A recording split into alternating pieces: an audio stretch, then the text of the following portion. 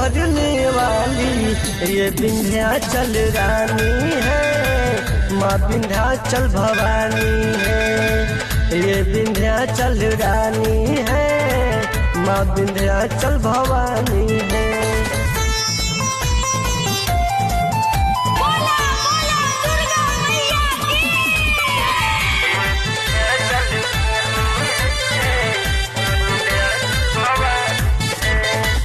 सच्चे मन से जो भी भगता नारियल चुनरी चढ़ाता है, मन के